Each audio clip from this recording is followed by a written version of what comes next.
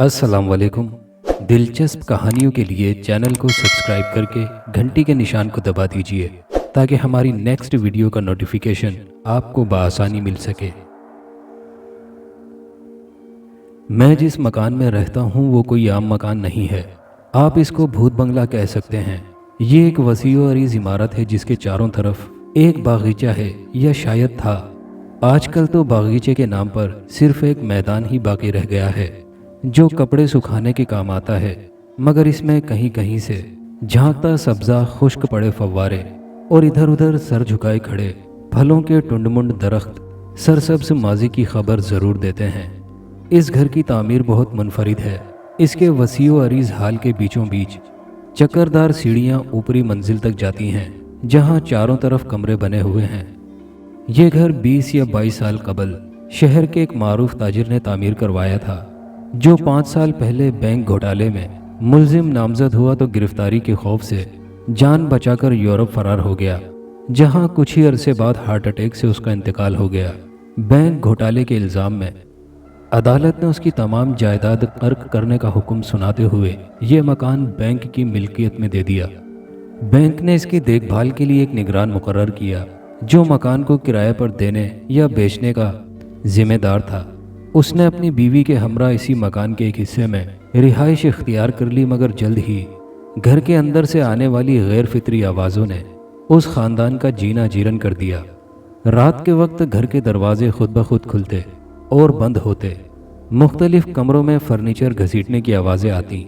सुबह को फर्नीचर बिखरा हुआ एक दूसरे पर ढेर मिलता, गैर मरे कदमों की सीढ़ियाँ चढ़ने और उतरने की आवाज़ें सुनाई देती। रेशमी लिबास की सरसराहट और सीढ़ियों की रेलिंग पर अनदेखे हाथों का लम्स निगरान और उसकी बीवी को चंद ही दिन बाद वहां से भगाने के लिए काफ़ी था। बैंक ने उस निगरान को बर्खास्त करके उसकी जगह किसी और को मुकर्रर कर दिया। घर के अंदर शोर और माफूकुल फितरत वाक़यात जारी रहे, जिन्हें छुपाने की लाख कोशिश के बावजूद पड़ोसियों तक इन वाक़यात की गूंज जा पहुंची, और फिर अगले 3 साल तक ये मकान वीरान और खाली पड़ा रहा। कई लोग खरीदने या किराए पर लेने की गर्ज से आए, मगर कुछ तय होने से पहले ही इन वाक़यात का सुनकर खिसक लिए। मैं इस शहर में एक बोर्डिंग हाउस में रिहाइश पजीर हूँ, जो पहले शहर के गुंजान तरीन इलाके में कायम था, जहाँ ज़रूरियात ज़िंदगी की सहूलियात तो बआसानी दस्तयाब थीं, मगर गलियाँ कदरे तंग और गुंजान होने की वजह से आमद व रफ्त में दिक्कत होती थी। इसके अलावा बोर्डिंग हाउस के बढ़ते हुए किराएदारों के लिए अब मज़ीद और वसी जगह दरकार थी। मौजूदा इमारत अब छोटी महसूस होने लगी थी, लिहाजा मेरी मकान मालिका किसी बड़ी इमारत और कदरे खुले इलाके में जाना चाहती थी। इसलिए उसने इस आसेबज़दा मकान के मुतालिक सुना तो उसको किराए पर लेने का इरादा कर लिया, क्योंकि इससे बेहतर और मौजू इमारत फिलवक्त दस्तयाब न थी। उसने इस घर के भूत के मुतालिक जो कुछ सुना था उसको हम सबसे छुपा न सकी। 2 के अलावा बाकी सब किराएदार वहाँ उस घर में मुंतकिल होने को राज़ी हो गए। मई के महीने में हम इस नई इमारत में शिफ्ट हो गए। हमें अपनी अपनी रिहाइशगाह बहुत पसंद आई। बहुत पुरफिज़ा मुकाम था। अकबी बाग की दीवार के साथ एक छोटी नहर रवां थी। हवा ताज़ा और खालिस थी। नदी के पानी को चूमकर गुजरने वाली बादे सबा जिस्मों को लतीफ़ एहसास बख्शती। रिहाइशी इमारत के चारों तरफ फैले बागीचे में ज़्यादा सब्ज़ा नहीं था, मगर उसकी कुशादगी अजब खुशगवार एहसास देती थी। गर्मियों की शामों के धुंधलके में हम वहाँ कुर्सियाँ बिछाकर बैठ जाते और सिगरेट नोशी करते, चाय की चुस्कियाँ लेते और झाड़ियों में जुगनुओं के टिमटिमाने का सहर अंगेज मंजर देखते। जल्द ही हम इस घर से मानूस हो गए, मगर जैसा कि इस घर की शोहरत सुनी थी, हमारा किसी भूत से कोई टाकरा ना हुआ, अगरचे हम सब बड़ी बेसब्री से उससे मुलाकात के मुंतज़िर थे। तकरीबन रात के खाने पर सबका दिलपसंद मौजू यही भूत होता। तकरीबन 1 माह यूं ही गुजर गया और हमारी तवक्को के बरक्स कोई भी ऐसा गैर मामूली वाक़या रूनुमा ना हुआ जो भूतों या किसी माफूकुल फितरत मखलूक की मौजूदगी की निशानदेही करता। हम सब मायूस हो गए थे, मगर फिर एक सुबह हमारा बावर्ची बौखलाया हुआ बताने लगा कि रात को जब वो अपने कमरे में गया और सोने के लिए कपड़े बदल रहा था तो कमरे की लाइट खुद ब खुद ऑन ऑफ होने लगी। वो खासा खौफजदा नज़र आ रहा था, मगर किसी ने भी उसको संजीदगी से ना सुना और उसकी बात मजाक में उड़ा दी, क्योंकि सब जानते थे कि ये बावर्ची बाज़ औक़ात इस हालत में भी होता है कि नस्वार मुंह में रखने के बाद उसको आसमान पर चांद भी दो नज़र आने लगते हैं। अब वो शायद अपनी इस कारकर्दगी में तरक्की कर गया था। मुझे आज भी याद है, 10 जुलाई की रात थी। खाना खाने के बाद मैं अपने दोस्त डॉक्टर नौमान के हमरा बगीचे में बैठा गपशप लगा रहा था। इधर उधर की गुफ्तगू करते हुए हम इंसानी दिमाग की मुख्तलिफ कैफियतों और हालतों पर बहस करने लगे। डॉक्टर नौमान खैराती अस्पताल में ड्यूटी दे रहे थे और इसी बोर्डिंग हाउस के कमरे में रिहाइश पजीर थे। यहीं हमारी पहली मुलाकात हुई और फिर हम एक दूसरे के गहरे दोस्त बन गए। मुतालियाती मौज़ूआत मुश्तरक होने की वजह से हमारे दरमियान अक्सर ऐसी गुफ्तगू होती रहती थी जिससे हम खासे लुत्फ़अंदोज़ होते। आज की बहस का मौजू इंसानी तख़य्युल और फिर इंसानी जहन का उसको सच मानना था। जल्द ही ये गुफ्तगू माफूकुल फितरत अनासिर की मौजूदगी की तरफ मुड़ गई और हम उसकी साइंसी वजूहात का खोज लगाने लगे, मगर कोई सिरा हाथ आने से पहले ही हम उस मौजू से भटक कर मशरिक़ व मग़रिब, जंगल, नदी, झरने, शायरी, हुस्न और न जाने किन किन इलाकों की खाक छानने लगे। बात मज़ीद आगे बढ़ी तो शेक्सपियर से होती हुई वारिस शाह की तरफ चली गई।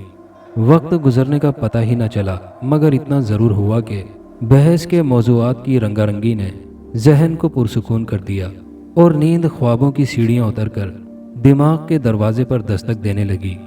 इससे पहले कि हम उठकर सोने के लिए अपने कमरे का रुख करते, अचानक डॉक्टर ने एक अजीब और गैर मुतल्लिका सवाल करके मेरे दिमाग को झुनझुना दिया। तुम डर और खौफ को किस ज़ाविये से देखते हो? मेरी तरफ देखते हुए डॉक्टर के होंठों पर अजीब सी मुस्कुराहट थी। उसके सवाल ने मुझे परेशान कर दिया, क्योंकि खौफ और डर तो हर चीज़ में ही हो सकता है। इसका मुझे एक दफ़ा तजर्बा भी हो चुका था। उस वक्त मैं कॉलेज में बीकॉम का तालिब इल्म था। गांव में हमारा घर दरिया के किनारे था और कमरे की एक खिड़की दरिया की तरफ खुलती थी।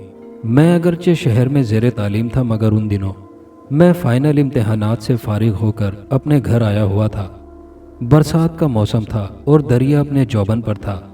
मैं कमरे की खिड़की में खाली व ज़हन खड़ा दरिया के पानी के ऊपर चमकते चांद और पानी में झिलमिलाते उसके अक्स को देखते जा रहा था कि अचानक मेरी नज़र एक औरत की अकड़ी हुई लाश पर पड़ी, जो दरिया में तैरती हुई किनारे से अलगी थी।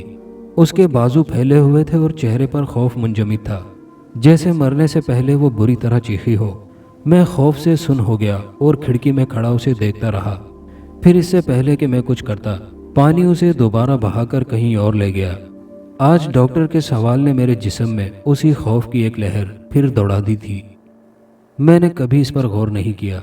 कोई एक चीज़ से डरता है तो कोई दूसरी से, और कोई किसी चीज़ से भी नहीं डरता, मगर कभी किसी आम सी चीज़ से भी डर जाता है। डर तो एक एहसास है जो बहुत मुबहम है। मैंने जवाब दिया, मेरा भी यही ख्याल है कि डर सिर्फ हमारी जहनी हालत का नाम है।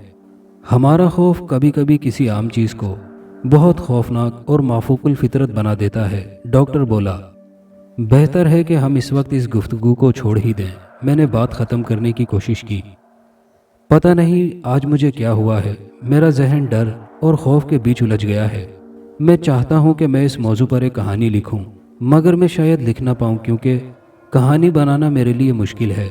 मैं सिर्फ मरीजों के लिए नुस्खा लिख सकता हूँ। डॉक्टर बोला, शब बखैर, मैंने उकताकर उठते हुए कहा।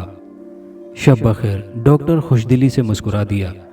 हम दोनों उठे और अपने अपने कमरों की तरफ चल दिए। अपने कमरे में पहुंचते ही मैंने कपड़े बदले और जल्दी से बिस्तर में घुसते ही अपने बचपन की आदत के मुताबिक एक किताब खोली। चाहे मुख्तसर ही सही, मगर सोने से पहले मुताला मेरी आदत बन चुकी थी। तकिए पर सर रखते ही मैंने किताब खोल ली। ये वैम्पायर की तारीख पर एक तहकीकी किताब थी जो किसी फ्रांसीसी मुसन्निफ की काविश थी और मेरे एक दोस्त ने मुझे बतौर तोहफा भेजी थी। हस्बे मामूल एक सफ़ा भी मुकम्मल पढ़ने ना पाया कि नींद गलबा पाने लगी।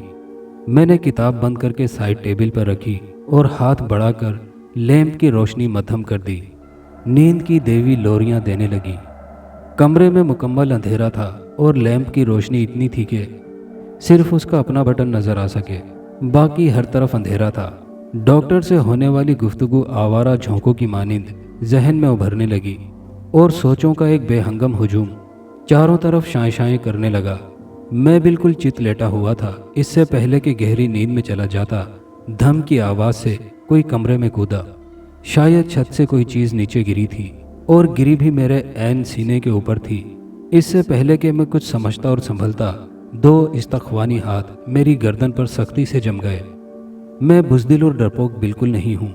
मेरी जिस्मानी ताकत और हालत भी अच्छी है, मगर उस अचानक अंधे हमले ने मुझे बौखला कर रख दिया था। सूरत हाल समझ से बालातर थी, मगर अगले ही लम्हे मैंने गैर इरादी तौर पर उस अनदेखे जिस्म को अपने ताकतवर बाजुओं में दबोच लिया और पूरी कुव्वत से दबाने लगा। उसका नतीजा ये हुआ कि वो इस्तख्वानी हाथ जो मेरी गर्दन पर जमे थे, उनकी गिरफ्त कमज़ोर पड़ती चली गई और मेरे लिए दोबारा सांस लेना मुमकिन हो गया। मुकम्मल अंधेरे की वजह से मैं अभी तक उस हमलावर को देख नहीं पा रहा था जिसने अचानक ही मुझ पर हमला कर दिया था। मेरी गिरफ्त उसके जिस्म के गिर्द मजबूत होती जा रही थी कि अचानक मुझे एहसास हुआ कि वो जो कोई भी था बिल्कुल बरहना था, बल्कि थी। मैं उसके जिस्म की नुमाया निस्वानियत और साख्त वाज़े तौर पर महसूस कर सकता था। सनसनी की एक तेज़ लहर मेरे पूरे जिस्म में सर से लेकर पांव तक दौड़ती चली गई। ये कौन है? मेरे जहन में एक सवालिया निशान फौरन ही उभरा। मेरी गिरफ्त से निकलने की कोशिश में उसने अपने तेज़ दांत मेरे दाएं शाने में चबो दिए। दर्द की तेज़ लहर ने मुझे सिसकने पर मजबूर कर दिया। अपने वार को मौसर देकर उसने पै दर पै मेरी गर्दन और सीने पर भी अपने दांतों से बुरी तरह काटा, मगर आज़ाद होने की कोशिश में कामयाब न हो पाई। उसने दोबारा मेरी गर्दन पर हाथ जमाने की कोशिश की, मगर नाकाम रही, क्योंकि मैं अपनी गिरफ्त बढ़ाता चला जा रहा था। अब ये मुकाबला कुव्वत, महारत और हौसले का था। कुछ लम्हे की गूंगी जिद्दोजहद के बाद मैं अपनी हरीफ को बेड से नीचे गिराने में कामयाब हो गया। मैंने अपना एक घुटना उसके सीने पर रखकर उसको पूरी तरह दबा लिया। उस लम्हे में अपने आप को फातेह समझ रहा था। एक लम्हा रुककर मैंने गहरी सांस ली। रात की तारीकी के गहरे सकूत में उस हमला आवर की बेतरतीब उतरती चढ़ती सांसों की आवाज़ मैं साफ तौर पर सुन सकता था, हत्ता कि उसके दिल की धड़कन भी मुझे महसूस हो रही थी। अब अगला मरहला उस हमला आवर को किसी चीज़ से बांधने का था, मगर किससे?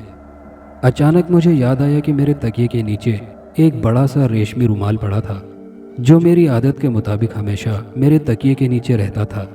मैंने अपने शिकार को घुटने से दबाकर अपना एक हाथ आज़ाद किया और उसे बढ़ाकर तकिए के नीचे से वो रुमाल खींच निकाला और चश्मे ज़दन में उस हमला आवर के हाथ उस रुमाल से बांध दिए। अब मैं अपने आप को कदरे महफूज तस्वुर कर रहा था। अगला काम लैंप को रोशन करना था। मैं मुतजस्सिस हो रहा था कि जिस औरत या लड़की ने मुझ पर हमला किया है वो कौन हो सकता है और क्यों हमला किया है। ये बरहना क्यों है, क्यों मुझे मारना चाह रही है। मगर ये बात हौसला अफजा थी कि मैंने बगैर किसी मदद के तन्हा उस पर काबू पा लिया था। हमला आवर को अच्छी तरह बांधने के बाद मैं मोहतात अंदाज में पीछे हट गया और अंधेरे में अंदाजे से हाथ चलाकर लैंप का बटन टटोला, मगर इस दौरान मैं एक हाथ से हमला आवर को दबोचे रहा। टच की आवाज़ के साथ लैंप का बटन दबा दिया और सारा कमरा रोशनी में नहा गया। मैं फौरन अपने हमला आवर की तरफ मुड़ा। उसकी तरफ देखते ही मेरे होश उड़ गए और हवास जवाब देने लगे। दहशत मेरे रगो पै में सरायत करने लगी थी।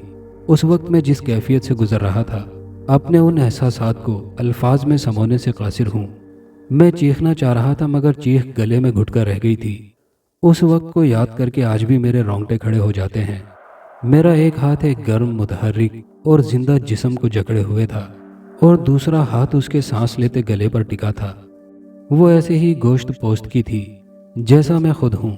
मैंने अपने दबाव से उसके जिस्म को दबाया हुआ था और कमरे में भरपूर रोशनी थी, मगर उसका जिस्म मुझे नजर नहीं आ रहा था।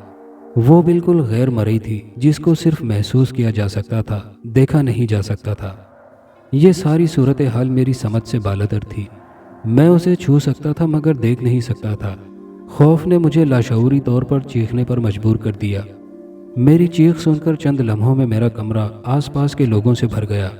वो गैर मरई जिस्म मेरी गिरफ्त में बुरी तरह कसमसा रहा था और आज़ाद होने की जिद्दोजहद कर रहा था। उसके हाथ थे जिनसे उसने मुझे थाम रखा था। उसकी जिल्द मुलायम थी और जिस्म मेरे जिस्म की तरह ठोस था, मगर वो नज़र नहीं आ रहा था। میں حیران تھا کہ پاگل ہو جاؤں یا بے ہوش، مگر خوش قسمتی سے میری جبلت نے اس وقت میری پوری رہنمائی کی، اور بجائے اس کے کہ میں اس غیر مرئی وجود پر اپنی گرفت کمزور کر دوں، میں نے اس کو اور زیادہ مضبوطی سے جکڑ لیا۔ خوف کے اس لمحے میں میری گرفت اس قدر سخت تھی کہ وہ غیر مرئی وجود تکلیف کے مارے مچلنے لگا، مگر اب بھی اس کے منہ سے کوئی آواز نہیں نکل رہی تھی۔ عین اسی وقت ڈاکٹر نعمان کمرے میں داخل ہوا۔ لوگوں کا ہجوم اور میری دہشت زدہ شکل دیکھتے ہی وہ خوف زدہ ہو گیا اور چیخ کر پوچھنے لگا، کیا ہوا؟ یہ چیخ کیسی تھی؟ ڈاکٹر، میں کہہ رہا، یہاں آؤ، یہ سب بہت خوفناک ہے۔ مجھ پر سوتے میں کسی نے حملہ کیا جسے میں نے دبوچ لیا ہے، مگر اس روشنی میں بھی میں اس کو دیکھ نہیں پا رہا، وہ مجھے نظر ہی نہیں آ رہا ہے۔ ڈاکٹر ایک دو قدم آگے بڑھا، اس کے چہرے پر الجھن نمایاں تھی، وہ بھی شاید میری بات سمجھ نہ پایا تھا۔ وہاں کھڑے باقی لوگوں نے ایک دبا دبا سا کہا لگایا۔ وہ لوگ میری کیفیت کو سمجھنے کی بجائے اس سے محظوظ ہو رہے تھے اور میری بات کا بالکل بھی یقین نہیں کر رہے تھے کہ میں ایک ایسے اندیکھے وجود سے مقابلہ کر رہا ہوں۔ ان کی اس ہنسی نے مجھے غصہ دلا دیا۔ موجودہ حالت میں مذاق اور ہنسی ایک ظلم تھا۔ اس دوران میں وہ غیر مرئی وجود اتنا شدید مچل رہا تھا کہ مجھے اپنی گرفت قائم رکھنا مشکل ہو رہا تھا۔ ڈاکٹر، ڈاکٹر، میں چیخا، ڈاکٹر خدا کے لیے میری مدد کرو، میں اس وجود کو زیادہ دیر نہیں روک سکوں گا، یہ میرے ہاتھ سے نکل جائے گا، میری مدد کرو۔ رکو، میں آتا ہوں، ڈاکٹر نعمان بے ساختہ بولا۔ کیا تم نے کوئی خواب دیکھا ہے؟ ڈاکٹر، اگر تمہیں میری بات کا یقین نہیں تو آگے آؤ اور خود چھو کر دیکھ لو، چھوؤ اسے، میں نے تیز لہجے میں جواب دیا۔ ڈاکٹر کچھ بولے بغیر آگے بڑھا اور اس جگہ کو چھوا جہاں میں نے ہاتھ سے اشارہ کیا تھا۔ چھوتے ہی وہ چیخ کر ایک جھٹکے سے پیچھے ہٹ گیا۔ اس کی آنکھیں فرتے خوف سے پھیل گئیں۔ اس نے یقیناً اس عورت کے غیر مرئی وجود کو محسوس کر لیا تھا۔ ڈاکٹر فوراً کمرے سے باہر لپ کر تھوڑی ہی دیر بعد رسی کا ایک لمبا ٹکڑا تلاش کر کے لے آیا، جس کو ہم نے مل کر اس غیر مرئی وجود کے گرد مضبوطی سے لپیٹ دیا، جو اب بھی میرے بازوؤں میں آزاد ہونے کی خاطر بری طرح مچل رہا تھا۔ اسے چھوڑو، اب یہ ہل نہیں سکتا، وہ بیٹھی ہوئی آواز میں بولا، بلکہ یوں کہو اب یہ ہل ہی نہیں سکتی، کیونکہ یہ مرد نہیں بلکہ اپنے جسم کی ساخت کے اعتبار سے عورت ہے۔ میں نے دھیمی آواز میں ڈاکٹر کو درست صورتحال بتائی تو وہ حیرت سے گنگ ہو کر رہ گیا۔ میں واقعی تھک چکا تھا، لہٰذا میں نے آہستگی سے اپنی گرفت ہلکی کر دی۔ ڈاکٹر اس رسی کا ایک سرا تھامے کھڑا رہا جس سے اس غیر مرئی وجود کو باندھا گیا تھا۔ رسی ایک دائرے کی شکل میں نظر آ رہی تھی۔ ڈاکٹر کے چہرے پر گمبھیر سنجیدگی چھائی ہوئی تھی۔ وہاں کھڑے دوسرے کرایہ دار اس واقعے کے چشمدید گواہ تھے، مگر جو کچھ ہو رہا تھا وہ ان کے لیے سمجھنا مشکل تھا۔ کئی کمزور دل حضرات وہاں سے چپ چاپ کھسک لیے، کچھ دروازے کے قریب کھڑے رہے، مگر ڈاکٹر کی مدد کو آگے نہیں آئے۔ وہ شاید اپنے آپ کو مطمئن نہیں کر پا رہے تھے اور ابھی تک شک و شبے میں تھے۔ میں نے ان لوگوں سے درخواست کی کہ وہ قریب آئیں اور چھو کر قدرت کے اس نادر کرشمے کو دیکھیں، مگر وہ نہ مانے۔ یہ بات تھی بھی حیرت ناک کہ کیسے ایک ٹھوس زندہ اور متنفس جسم غیر مرئی ہو سکتا ہے۔ ان کی آنکھوں کی حیرت میں چھپے اس سوال کو بھانپ کر میں نے ڈاکٹر کو اشارہ کیا، جسے اس نے سمجھ لیا، اور ہم دونوں نے اس غیر مرئی وجود کو زمین سے اٹھا کر بیڈ کے اوپر لٹا دیا۔ گدے پر اس کے وزن کی وجہ سے ایک دباؤ پیدا ہو گیا، یوں جیسے وہاں کوئی 14 سال کی عمر کا بچہ لیٹا ہو۔ میرے دوستو، بیڈ کے گدے پر پڑنے والا یہ گڑھا اس بات کا ثبوت ہے کہ یہ میرا وہم یا محض خیال نہیں، بلکہ یہاں ایک ٹھوس جسم موجود ہے جسے تمہاری آنکھیں دیکھ نہیں سکتی۔ میں اپنی جرت پر حیران تھا کہ کیسے پرسکون انداز میں اس عجیب واقعے کو بیان کر رہا تھا۔ وہاں کھڑے تمام لوگوں کی نگاہیں میرے بستر پر جمی ہوئی تھیں۔ پھر میں نے اور ڈاکٹر نے اس غیر مرئی وجود کو تھوڑا سا اوپر اٹھایا اور دوبارہ بیڈ پر گرا دیا۔ وہ دھپ کی آواز کے ساتھ بیڈ پر گری تو لکڑیوں کے چرمرانے کی آواز سنائی دی۔ تکیے پر بھی دباؤ کا ایک نشان پیدا ہوا۔ دیکھنے والوں کے منہ سے ایک ہلکی سی چیخ نکل گئی۔ وہ سب بھاگ کر کمرے سے نکل گئے۔ اب میں اور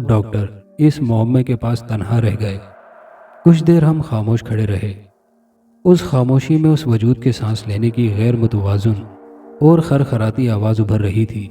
बिस्तर की चादर पर मुसलसल सलवटें नमूदार हो रही थी, जो इस बात की अलामत थी कि वो गैर मरई औरत आज़ाद होने के लिए मचल रही थी।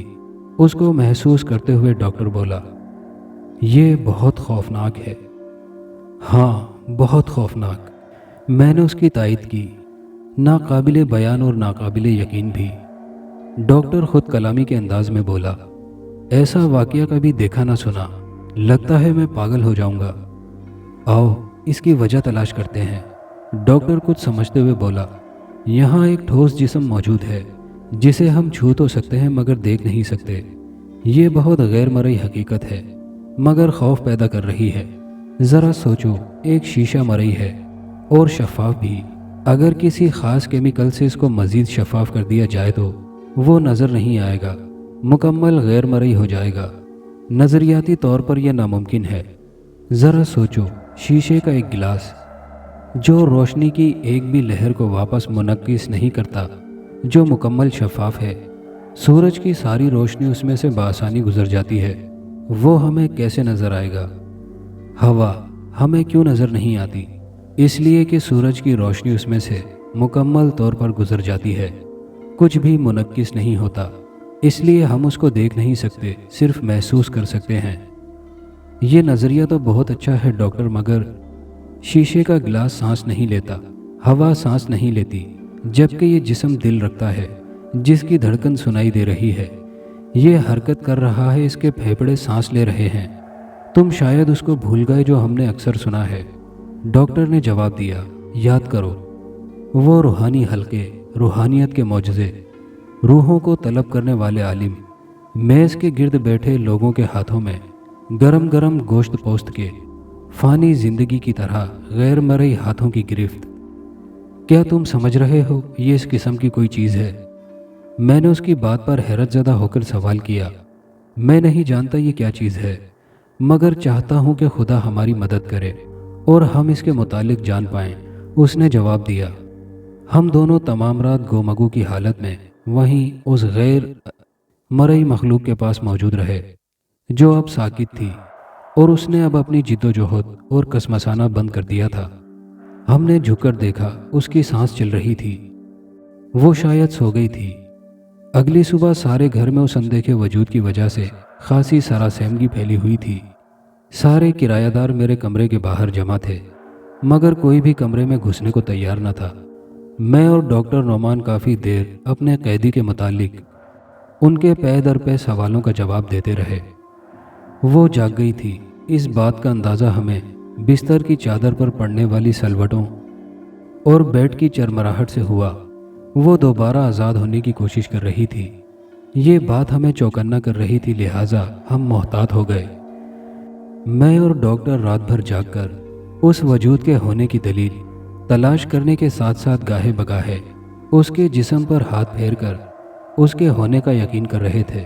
वो हमारे लिए एक मुअम्मा थी। उसका सारा जिस्म इंसानी था। सर पर बाल बिल्कुल भी नहीं थे, नाक छोटी और हाथ पांव लड़की की मानिंद थे। पहले हमने सोचा कि इसको फर्श पर रख दें और फर्श पर किसी चाक से उसके जिस्म की आउटलाइन बना दें, इस तरह उसकी शबीह के खदोखाल वाज़े हो जाएंगे। मगर फिर बेफ़ायदा समझकर इस ख्याल को रद्द कर दिया, क्योंकि इस तरह उसकी पूरी शक्ल सामने नहीं आ सकती थी। अचानक मुझे एक अछूता ख्याल सूझा, हम प्लास्टर ऑफ पेरिस की मदद से उसकी मुकम्मल शबीह बना सकते थे। इस तरह हमें उसकी ठोस शक्ल मिलेगी जो हमारे तजस्सुस को मुतमईन कर सकेगी। मगर कैसे? गैर मरई वजूद की बेचैनी, कसमसाहट और उसका मचलना प्लास्टर को सही तौर पर जमने से रोक सकता था और बनने वाला खोल ख़राब हो सकता था। अचानक एक और ख्याल सूझा, क्यों ना हम उसको क्लोरोफार्म की मदद से बेहोश कर दें। उसकी नाक तो थी ही जिसकी मदद से ये सांस ले रही थी, फिर हम अपनी मर्जी कर सकते थे। इस ख्याल को अमली जामा पहनाने में डॉक्टर की मेडिकल महारत काम आई। उसके पास बेहोश करने वाली दवाई मैसर थी, जिसे वो फ़ौरन अपने कमरे से जाकर ले आया। 3 मिनट बाद ही हमने उस गैर मरई वजूद की रस्सियाँ हटा दी और उसके जिस्म को प्लास्टर ऑफ पेरिस से ढांपना शुरू कर दिया। 5 मिनट में हमने अपना काम ख़त्म कर लिया। اور شام تک ہمارے پاس اس کا ایک خاکہ آ گیا۔ یہ ایک مکمل عورت کی شبیہ تھی، جس کا عجیب ٹیڑھا میڑھا جسم تھا۔ قد کی لمبائی 4 فٹ سے زیادہ نہیں تھی، جبکہ جسم کی ساخت خاصی غیر متوازن تھی۔ چہرے کے نقوش بہت خوفناک تھے۔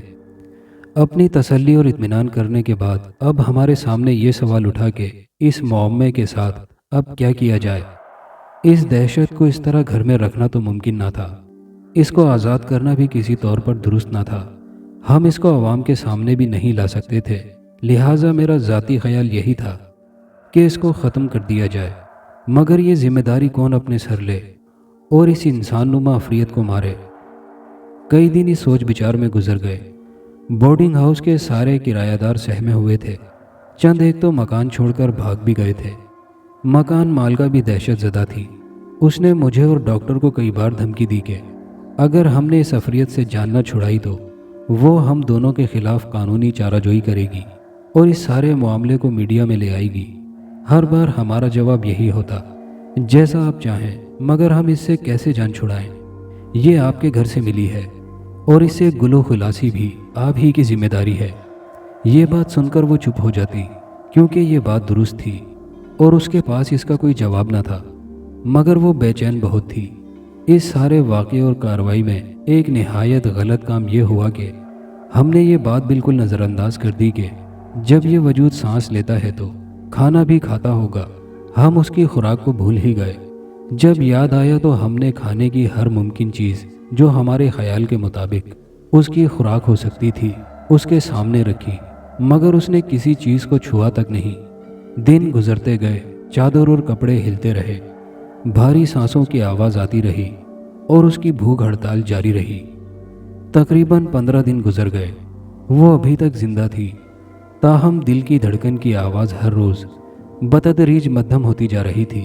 یہ اشارہ تھا اس بات کا کہ وہ مر رہی ہے، اس کی زندگی کی جدوجہد ختم ہو رہی تھی۔ مجھے اس کی حالت پر بہت افسوس ہو رہا تھا۔ اب وہ قابل رحم تھی۔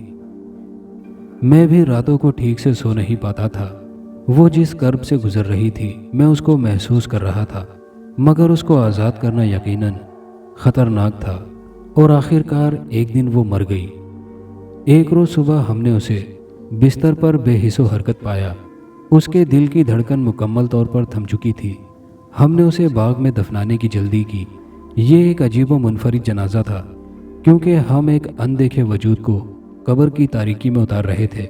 جس رسی سے ہم نے اسے باندھا تھا وہ میں نے بطور یادگار ڈاکٹر کے حوالے کر دی، مگر اس کی اندیکھی یادیں ہمارے حافظے پر یوں محفوظ ہو گئیں جیسے ہم اسے ابھی بھی دیکھ رہے ہیں۔